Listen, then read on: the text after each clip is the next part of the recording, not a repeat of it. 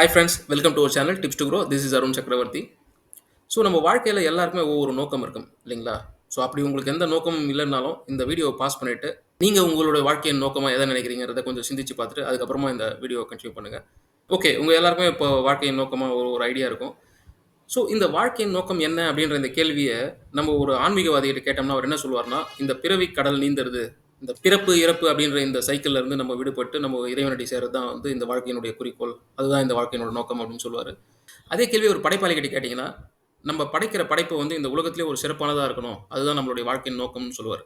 So அதே கேள்வி ஒரு எழுத்தாளர்கிட்ட கேட்டிங்கன்னா, நம்ம வாழ்ந்தோம், இறந்தோம்னு இல்லாம, நம்ம இந்த உலகத்துக்காக ஏதோ ஒண்ணு தந்துட்டு போணும் அப்படின்ற மாரி முறையில ஒரு நூலையாவது வெளியிட்டுட்டு போணும். அதுதான் நம்மளுடைய வாழ்க்கையின் நோக்கம் அப்படின்னு சொல்லுவாரு. ஒரு சேவையாளிகிட்ட கேட்டிங்கன்னா, நம்ம வாழ்க்கைய நமக்காக மட்டும் வாழ்ந்தோம்னு இல்லாம, பிறருக்காக வாழ்றது தான் நம்மளுடைய வாழ்க்கை அப்படின்னு சொல்லி, பிறருக்காக தொண்டு செய்யறதுக்காக தான் நம்ம இங்க வந்திருக்கோம் அப்படின்னு சொல்லுவாங்க. ஸோ அதுதான் அவங்களுடைய வாழ்க்கையின் நோக்கமா இருக்கும்.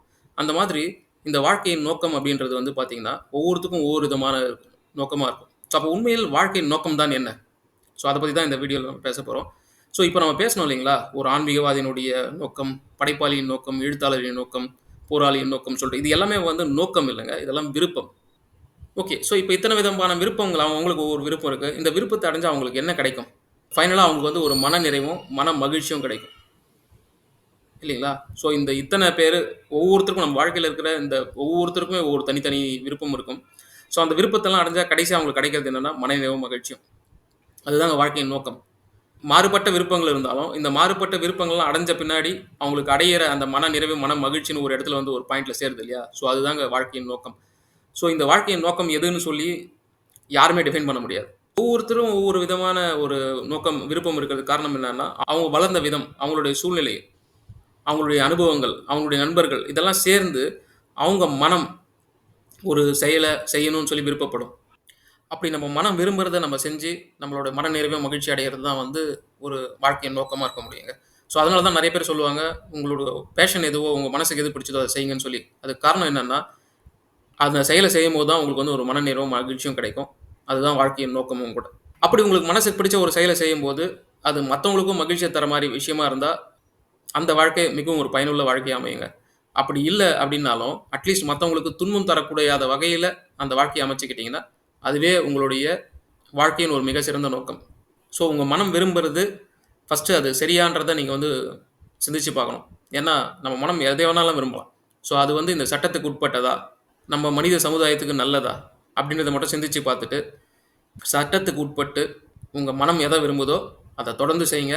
அதுதான் உங்களுடைய வாழ்க்கையின் நோக்கமா இருக்கும்.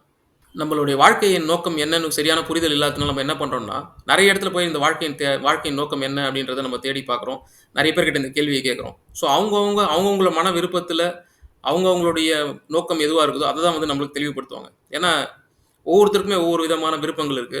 அந்த விருப்பத்த அடையும்போது அவங்களுக்கு மனநிறைவும், மன மகிழ்ச்சியும் கிடைக்குது. அதுதான் அவங்களுடைய வாழ்க்கையின் நோக்கமா நெனைக்கிறாங்கன்றத நம்ம இப்ப பார்த்தோம் இல்லைங்களா? ஸோ அது உண்மைன்றதுனால, அவங்க கிட்ட போய் கேட்கும்போது என்ன நினைப்பாங்கன்னா, ஸோ அவங்களுக்கு எது வந்து ரொம்ப மனநிறைவையும், மகிழ்ச்சியும் தருதோ, அந்த ஒரு செயல செய்ய சொல்லி தான் நம்மள தூண்டுவாங்க. ஸோ நீங்களா இருக்க மாட்டீங்க. அவங்களோட வாழ்க்கைய நீங்க வாழ ஆரம்பிச்சுருவீங்க. ஸோ அதனால தான் இங்க பல பேர் வந்து ரோல் மாடலா எடுத்துக்கிறதுல தப்பு இல்ல. ஆனா அந்த ரோல் மாடலையே ஃபாலோ பண்ண ஆரம்பிச்சு, அவங்களுடைய வாழ்க்கையின் நோக்கத்த வந்து இவங்களுடைய வாழ்க்கையின் நோக்கமா எடுத்துக்கிறாங்க. ஸோ இவங்களோட விருப்பம் என்னன்றதே அவங்களால ஐடென்டிஃபை பண்ணாம போயிர்றாங்க. ஸோ நீங்க முதல்ல பண்ண வேண்டிய காரியம் என்னன்னா, நீங்க உங்களுக்கு மனநிறைவு தரக்கூடிய செயல் எதுன்றத சிந்திச்சு பாருங்க. அப்படி இதுவரைக்கும் நீங்க யோசிக்கலனாலும், இந்த நாள் அதுக்குண்டான நாளா இருக்கட்டும். இப்ப யோசிச்சு பாருங்க. உங்களுக்கு எது செஞ்சா மன மகிழ்ச்சி, மன நிறைவுன்னு பாருங்க. அந்த செயல செய்ய ஆரம்பிங்க. உதாரணத்துக்கு, இப்போ வந்து இன்னும் ஒரு 100 நாள்ல இந்த உலகம் அழியப் போகுதுன்னு ஒரு செய்தி வருதுன்னு வைங்க. ஸோ அரசாங்கமே அறிவிச்சிருச்சு. ஸோ இன்னும் 100 நாள் தான் இருக்கும். ஒரு பெரிய விண்கல் வந்து நம்ம மீத மோதுது. அதனால வந்து இந்த உலகமே அழியப் போகுது அப்படின்னு சொல்லி. அந்த மாரி சூழ்நிலையில நீங்க எப்படி வாழ்வீங்க? ஸோ உங்களுடைய வாழ்க்கையின் நோக்கம் எதுவா இருக்கும்? அப்படின்னு ஒரு நிமிஷம் யோசிச்சு பார்த்தீங்கன்னா, நீங்க இன்னைக்கு நெனைக்கிற நோக்கம் அந்த நோக்கமா இருக்காது. நீங்க இப்ப இந்த வாழ்ற மீதி இருக்கிற 100 நாள வந்து ரொம்ப மகிழ்ச்சியோட, மன நிறைவோட வாழணும்னு தான் நினைப்பீங்க. இன்னைக்கு செய்ற செயல நெறைய பேர் செய்ய மாட்டீங்க. அதுக்கு காரணம் என்னன்னா, ஏன்னா இந்த வாழ்க்கை தான் முடிய போதே அப்படின்னு நீங்க நினைப்பீங்க. ஸோ நான் இந்த 100 நாள்னு சொன்னேனே, அந்த 100 நாள்ன்றதே ரொம்ப அதிகங்க. நம்ம வாழ்க்கையில அடுத்த நொடி என்ன, அடுத்த நிமிஷம் என்னன்றதே நமக்கு தெரியாது. ஸோ அப்படி இருக்கும்போது, இந்த 100 நாளுன்றதையே நம்ம வந்து நெனைச்சு பார்க்கும்போது, உடனே நம்மளுடைய வாழ்க்கையின் நோக்கம் மாறுபடுது.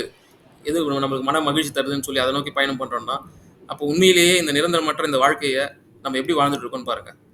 ஸோ பிறருக்காக, பிறருடைய விருப்பத்த நிறைவேத்திக்கிட்டு அப்படி தான் நம்ம வாழ்றோமே தவிர, இந்த ஒரு நிமிஷம் இத சிந்திச்சு பார்த்துட்டு, இனி இந்த வாழ்க்கைய உங்களுக்கான வாழ்க்கையா வாழுங்க. ஸோ உங்களுடைய விருப்பம் எதுன்னு கண்டுபிடிங்க. அந்த விருப்பத்த அடையறதுக்கு என்ன வழின்னு பாருங்க. ஸோ அதுக்குண்டான முயற்சிய தொடர்ந்து செய்யுங்க. இந்த வாழ்க்கையில உங்களுடைய விருப்பமும் நிறைவேறும். உங்களுடைய வாழ்க்கையின் நோக்கமும் வெற்றி அடையும். மறுபடியும் வேற ஒரு பதிவுல சந்திப்போம். Until then it's by from Arun சக்கரவர்த்தி. பை.